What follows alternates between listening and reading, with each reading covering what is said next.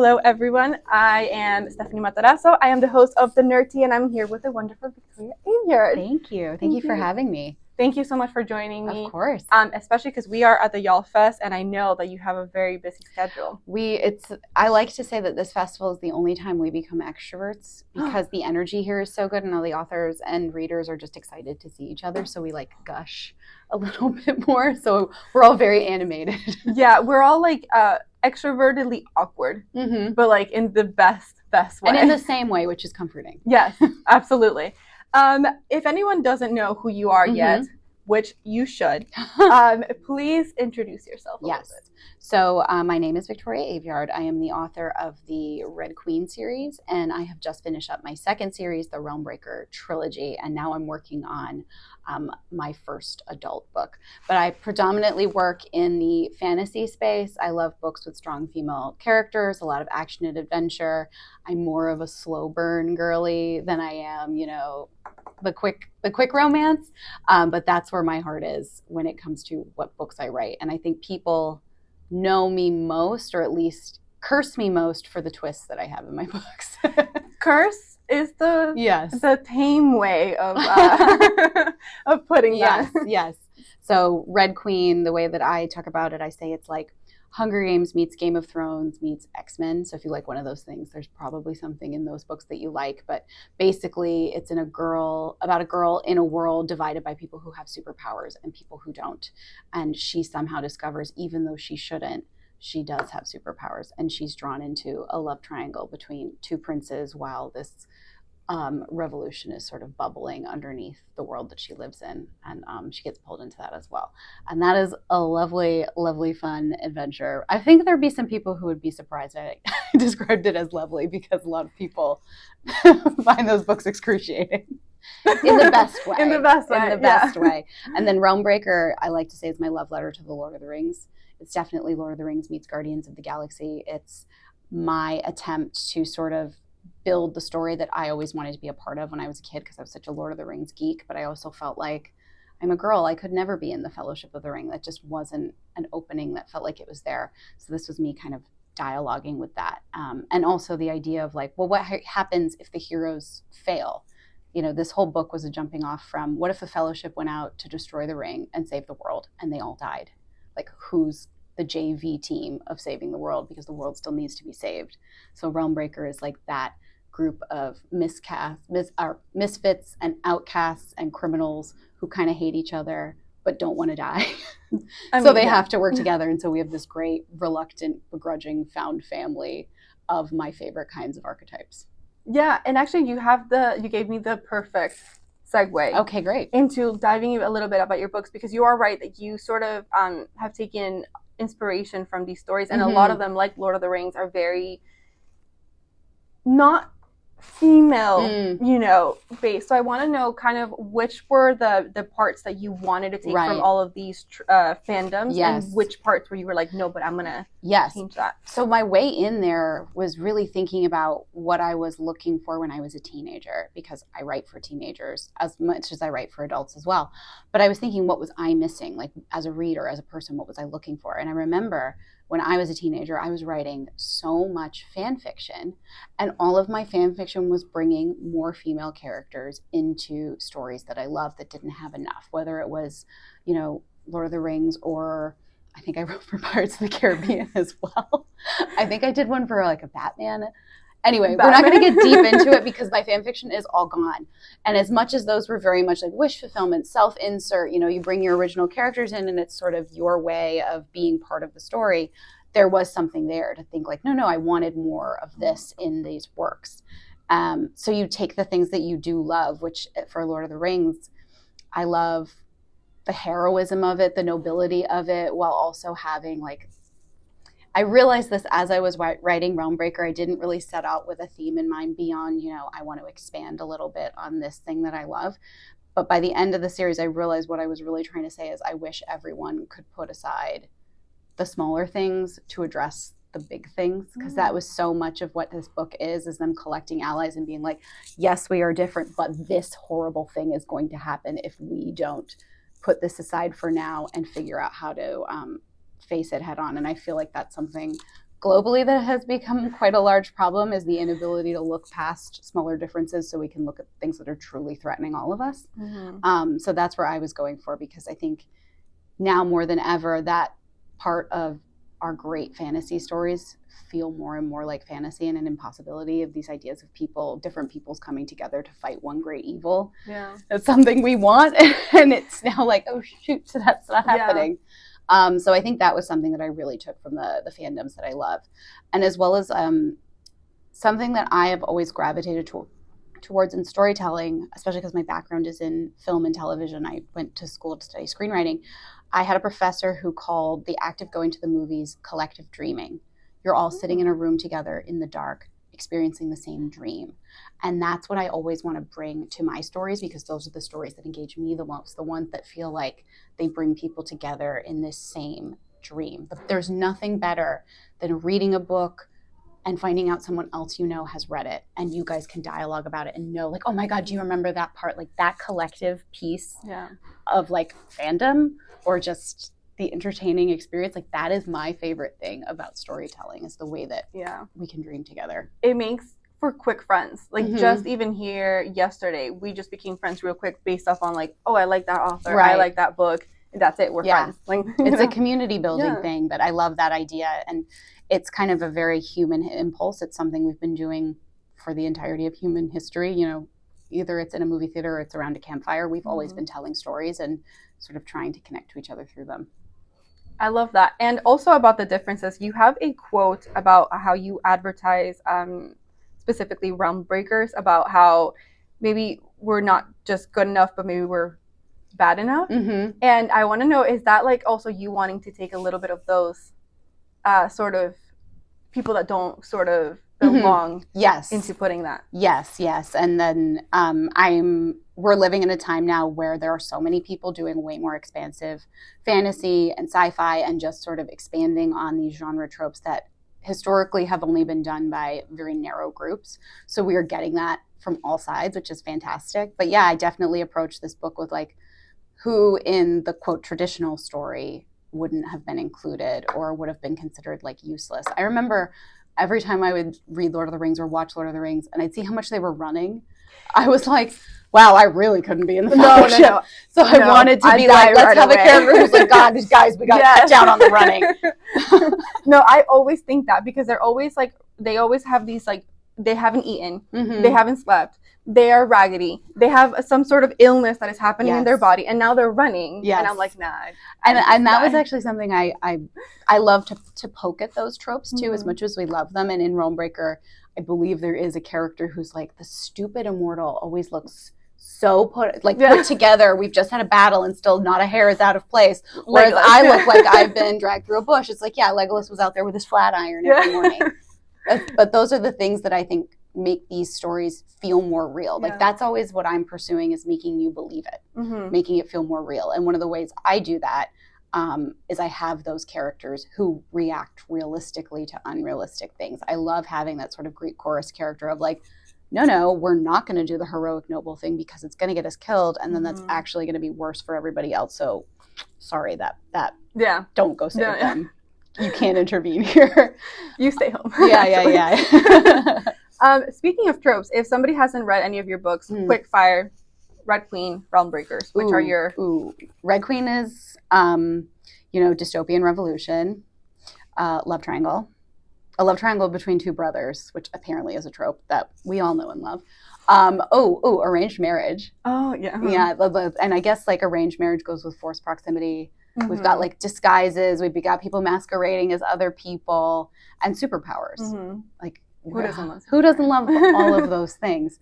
And then Realmbreaker is just trope riddled. It's like we've got Realmbreaker has my favorite enemies to lovers that I've written, but it also has like a villain romance. So coming from Red Queen, not to spoil it, but that was a book that could have veered into villain romance, but it wasn't going to be true to the characters. So when I went on to Realmbreaker, while I was telling this big ensemble adventure story, and that's the focus, I knew I could also do a villain romance because it was actually going to fit with some characters. Yeah. And getting that moment of someone who should be the hero being like, no, I'm actually going to go this direction, and it works for her character. just delicious. So like, yeah, enemies to lovers, a villain romance, definitely like the ensemble quest to save the world, people making stupid decisions to be heroes. And there's immortals, assassins, there's, you know, the chosen one who doesn't really want to be the chosen one or know how. I loved playing with that trope and having the moment where the main character, Coraine in Realmbreaker, is given her father's like magic sword. And she picks it up and she's like, I can't carry this. I can't wield this because those swords are like 5 feet heavy, long. Yes. And as someone who's 5'1", I would be like, oh, that's Aragorn's sword? I couldn't use that. And I wanted to have that moment of someone like me being like, this is useless to me.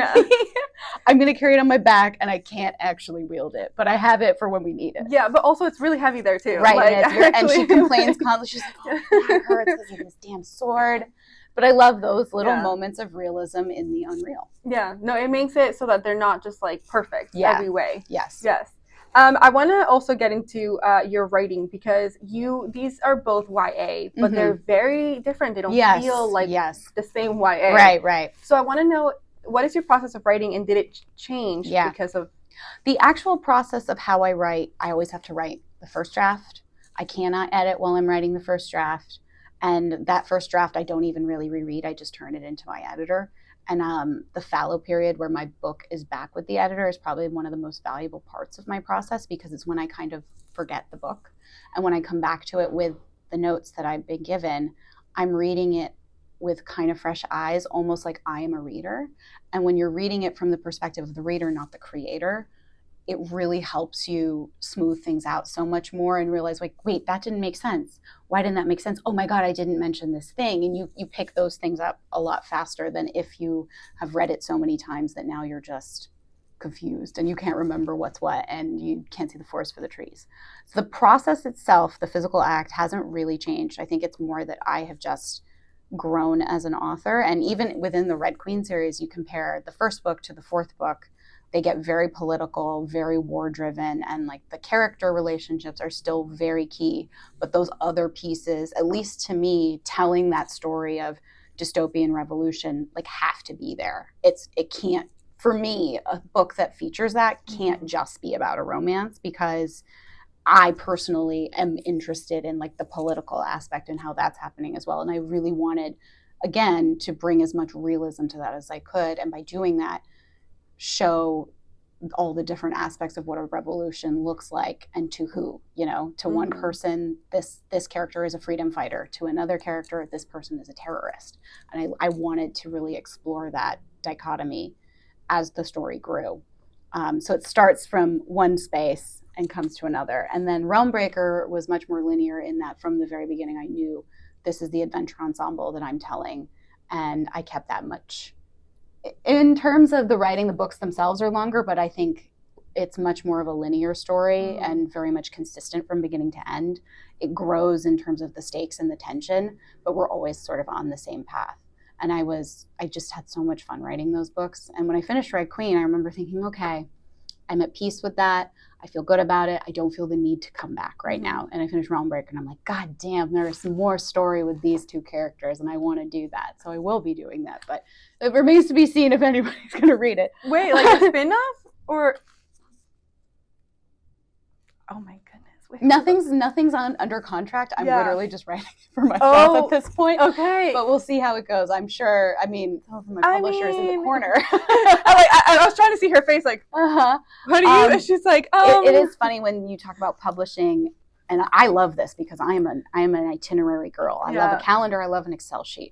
I have my 5-year calendar that my agent and I redo every year, and it's color-coded as to like, this book is coming out here. I'll be drafting this book, and this book comes out. And it tickles me to have something like that laid out, and that's very much in the hopeful mix. Obviously, everything is the ideal version, so who knows what's going to happen. But put like an extra color in there, just like right there. Yes. And then in terms of now writing my first adult fantasy novel, again, the process is the same. A lot of people have asked, are you changing the way you write? And in terms of like my word choice, my style, none of that has changed. The big difference is the characters in this next book are all adults. And Realmbreaker was kind of the middle because half of the POVs were adults and half were teenagers. And now this is all very adult, and the main character, who it's all rooted in her perspective, is 30 years old. Mm-hmm. And as a 34-year-old woman, I really appreciate writing somebody like that, especially because YA characters, so much of their stories revolve around figuring out who they are and who they want to be. And so now I'm writing someone who knows who the hell she is. And maybe that's not a good thing. But I literally just a couple days ago turned 33. So you do not look 33. Well, thank you. But no, I appreciate those stories. I'm really happy to see, because I lurk on Reddit and I see like chatter about adult fantasy books, and there are so many people like, oh, I'm sick of reading about 19-year-olds who, yes, are on the line of the adult side, but it's still, you're dealing with a very young character going through that journey of self-discovery. I want to see older characters, and I'm like, I've struck upon something. I will give it to you in a year and a half. I will give it to you as soon as I I think it's because for the longest time, as far as like fantasy would go, you would either have YA or you would have to go all the way to like Lord of the Rings. Right. Like there was no really, for romance at least, there was no. Yeah, and this next book, I'm being very specific, calling it a romantic fantasy, not a romantasy, because there's a lot of confusion as to what romantasy means, and I don't want anyone to expect something they're not going to get. Yeah. That's another thing with writing, and I feel this way about like first chapters or first books in a series, is you're sort of making a promise to the audience of what you're going to give them, and I never want someone to think I'm going to give them something they're not going to get, because I don't want that disappointment, and I don't want to let someone down in that way. Obviously, your books aren't going to hit for everybody, but I never want someone going into one of my books thinking it's this thing, and then it's that, and they're sad. Well, there's a lot, because I actually did see your videos discussing the romantasy versus, because I always thought it was romantasy, so romantic fantasy fantasy romance. So the second word is the genre. The first word is an adjective. So romantic fantasy would be, from what I understand and what I've been told, on a fantasy shelf in a bookstore. And that, I think, is the great decider, is what shelf someone picks something up from. Because for as informed as we are on the publishing industry, on literature, on this lit world, we are a very, very small percentage of actual book buyers. For the most part, most people pick up books because of word of mouth and where it is on the shelf. And the shelf is going to decide what their expectations are. So if romantic fantasy would be on a fantasy shelf, the expectations are different. Fantasy romance is on the romance shelf. Expectations are different. Romantasy, there's still a lot of back and forth. There are plenty of people who say romantasy goes on the romantasy shelf. There are people who say romantasy goes on the fantasy shelf. And then the discussion becomes like, does it have to obey the genre rules of both? Because like romance especially has very hard and fast rules about like happily ever after. So it's like, does the romantasy promise something to the reader? And that was something I was like, wait, shoot, I don't want to promise anything, so I don't want to mislead anybody. So that's why I'm saying romantic fantasy, just so nobody is misled or expects. I'm not going to say what I am doing. That's the thing. Because something I need in my toolbox is that tension of not knowing where the ending is going to be. Like I write towards that goal of sort of those kind of tenterhooks. And I know that the tension is very different in a romance novel because it's more about how do we get there. Yes. And to be able to do that with the ending sort of agreed upon already is a very, very different kind of skill. I don't have that skill. I need the wiggle room. Well, not even the wiggle room. I just need you to not trust me. Yeah, well, we know. I need that lack of trust to keep you flipping the pages. Yeah. I want to go back a little bit. You were talking about the realism in your writing, and because you talked about putting politics into your writing, but you also have, especially in Realm Breakers, this extensive world building and continents with different things. So how much research do you do beforehand, or is it just a lot of it coming? Not coming now. No, I mean, it's part of it is just, having background interests and knowing like, oh wait, this in this historical moment, this probably would have been a thing. Something I do for world building, and I think this is very helpful, is I pick a year in actual human history, and I say, okay, if this was to take place in our world, this is the year. Oh, yeah. So for Realm Breaker, I think it was like 1300, maybe a little bit before. And any kind of technology or any kind of widespread, like understood science or whatever, if it's past that year, it wouldn't be present here. Unless, of course, there's some in-world magical reason for it to be there. That's fine. But that really helps me with my guardrails. For my next book, the year is specifically 1718. And that is, again, like, okay, what kind of guns did they use in 1718? What kind of sabers did they use? What kind of metallurgy did they have? Yeah. And that really helps me sort of form my own boundaries and guardrails that streamlines that world building process. But yeah, like research from reading other fantasy novels, reading encyclopedias, it's kind of across the board, and just sort of having your own general knowledge of what direction to research in, I think. And in terms of like forming languages, I get that question a lot too, because I will have different languages, albeit nowhere near like Tolkien level. Someone can actually teach a college class on this. That's always insane though. My shortcut is, and I can't remember where I picked this up because I did not originate this tip. Write out the alphabet, our English alphabet, and take away letters that this language does not use. Because different languages use different letter groupings, different vowels, different consonants. They might use a Y instead of an I. They might use a K instead of a C. They may not use the letter Z. They might use an S instead, or vice versa. So for each language, decide what your letter rules are going to be and your sound rules, and then you can create words that instinctively, to the reader's eye, once they learn what kind of the direction a little bit, they can identify already, oh wait, this name or this word or this thing is from this place. And it just helps streamline the process a little bit more and allows the reader to have that like element of both discovery and synthesis. Like they are in the world too. I for me personally, when I'm reading a book, and you know how you get past that first 100 pages of an intensely world-built fantasy and everything just clicks. Yeah. I love that moment where you're like, oh, wait, I get it. I love that about fantasy. I know that for people who are brand new with fantasy, that's a little frustrating because you're like, the first 100 pages, you've got to like trust the process. And there's a balance too, because you can overload. And I've definitely like tipped the scale on that balance before. And it's not just like, oh, there's a wall of exposition. It's the words or the names have like so many apostrophes in them or something where you get to the point where it's blurring in your mind. You never want that moment of blurring in your mind. And then you have readers who are not coming for the world building. They're coming for other things and they just skip over it anyways, and there's nothing you can do about that. Well, although in fantasy, the first, like, skipping over the first 100 pages, you're just like, well, you're looking for something else. Yeah. You're not looking for fantasy if you're doing that. You kind of got to commit to the first 100 pages. It's difficult. You just have to know, those videos where it's just like, and yes. And I know I'm guilty of that too.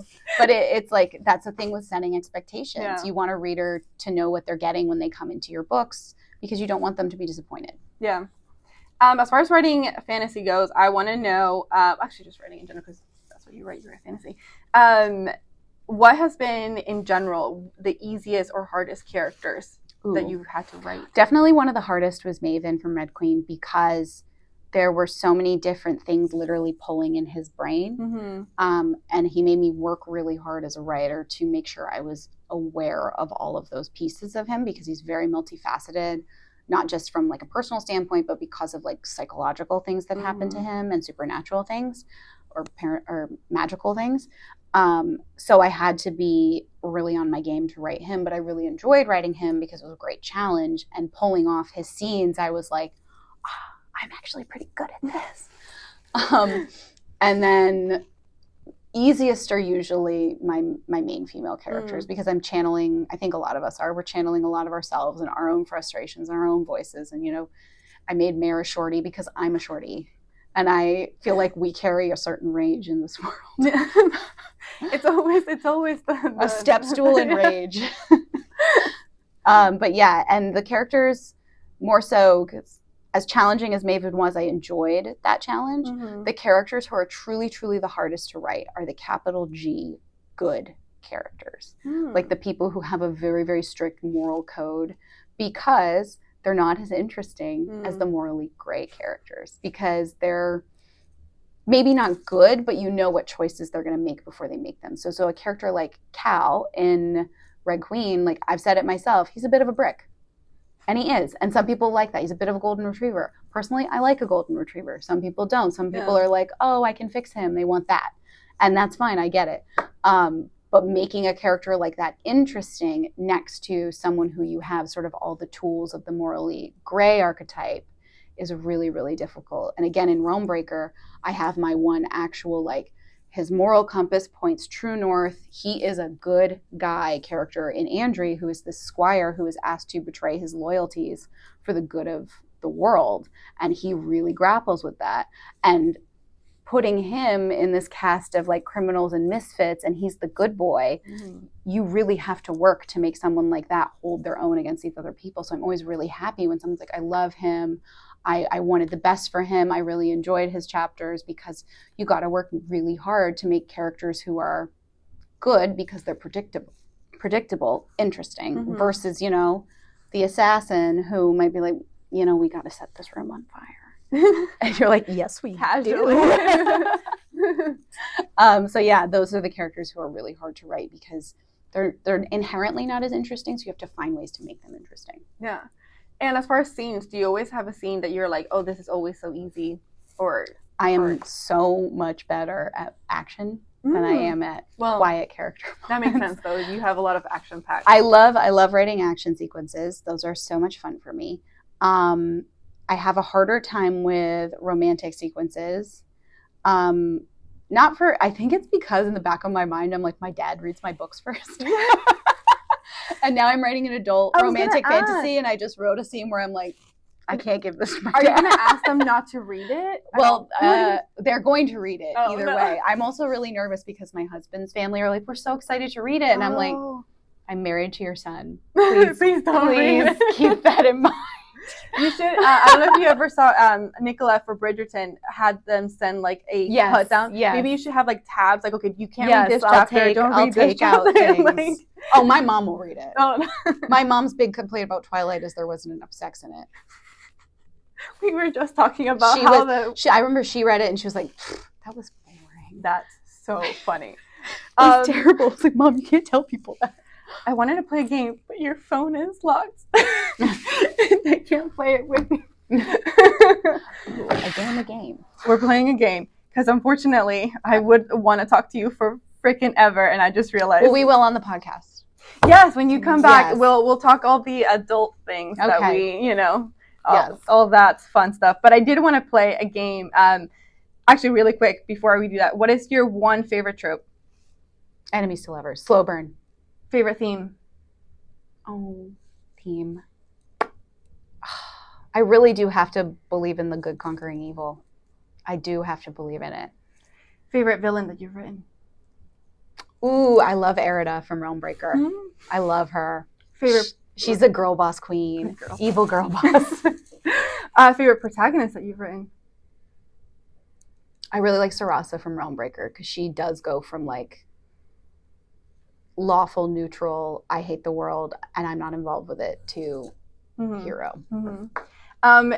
This was a deep dive, but in high school you were voted most likely to run the world. Which of your characters would run the world? Yeah. Ooh. Maven's really manipulative, and as we've seen, you know, liars get into office. Yeah. I can't say any of the female characters because women aren't allowed in positions of authority. Sad. If you could have a world of monsters or a world of magic. Magic. I mean, I feel like monsters goes under the magic umbrella. Like inherently there will be a corruption and then there will be a monster. Mm-hmm. One might argue we live in the world of monsters.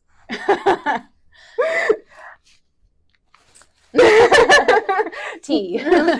Neutral face, which I'm really bad at. Apparently I cannot. Mind control or elemental magic? Oh, I don't want to know what's in other people's brains. That seems exhausting. But I think mind control... Personally, I like the idea of the elemental magic, obviously. But I think more powerful is the mind control. Writing YA or writing adult? Both. I plan on going back and forth. It's really what the story demands. So the one after the pirate book is definitely YA again. Mm-hmm. And this is also based off the last time that you were here. Again, you were pulled up to teach authors how to play Never Have I Ever because they did not know how to play. And you were like, did you all just not go to college? No, it was more like, did you never go to a party?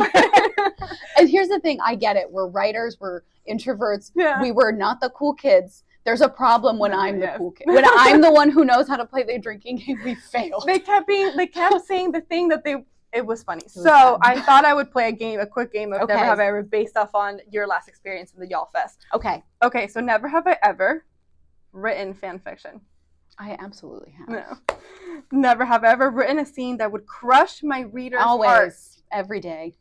That was just to put that dig in there. That's the goal. Yeah. Never have I ever cried from a scene I wrote. No. I don't. I've cried from a scene you wrote. Never have I ever had to scrap a whole draft and start over. No. But before I turned in the first draft of Red Queen or like had finished, I had a panic and thought maybe I should write this in third person. And I feel like everyone goes through that. Yes. But no, I've never had to scrap a draft of any of my published work. Okay. Never have I ever lied to my readers to avoid spoilers. Not so much lied as refused to answer, especially when Red Queen books were coming out and people would ask me in the middle of the series, are you Team Cal or Team Maven? I'm like, one, I'm Team Mare, clearly. And two, I can't tell you that because it's still happening. I know. You don't want this. Never have I ever read readers' theories and thought, it's not a bad idea. I was blessed in that the way that my publication schedule came out, even if when I did see theories, it would be after the book had been written. So there are definitely ones where I'm like, damn, that would have been a good idea. But I can't read fan fiction for my own stuff, partially because like legally it's a bad idea, and partially because it's like, ooh, could I handle it if someone had written it better than me? Like, oh man, because I know people can. No, I mean, it's never better than the original source. Never have I ever fan cast my own books. I had in the past, like way back in the beginning of Red Queen, and then for Realmbreaker, I definitely had people in my mind to help me while I was writing, but I would never put out like a here's my fan cast because I think realistically, one, you're never going to get those people. Two, you're affecting how the readers visualize characters, and I don't want that too far. I know everyone's kind of got their own stuff going on in their head. And three, you don't want to set expectations for readers if by some miracle your book does get adapted and then they're like, oh no, I really wanted that person, and then they have a lesser experience when the adaptation comes because their expectations were set in a different way. Yeah. And last question I have, you always describe your books as this meets that. I want to know the adult one. Give me all the fandoms. We have what, Pirates, Harry Potter, what do we got? Pirates of the Caribbean for sure, and also Black Sails. It's like a fantasy. More historically, if you've watched Black Sails, what happens in season 2 of Black Sails is like the particular year that I am honing in on. And I think not because of time travel, but I think just because of the subject matter and how it focuses very specifically on a female character. Outlander is one that I'm using as sort of a tonal reference. The more and more I'm reading it, I'm like, it's a Pirates of the Caribbean Outlander-ish sort of situation. That's a good one. Yeah, in that like the magic is very light. Yes. The or the supernatural bits are very light. And we're more very rooted in the characters and their relationships as they're dealing with these tumultuous outside forces of history. Yeah. Fantastic. Well, thank you so much. That is it for me. I appreciate you. Thank you. I do. I'm so happy we got to do this. Me too. And for everyone, thank you so much for watching. This has been The Nerd Tea with Victoria Aveyard. Thank you. See you next time.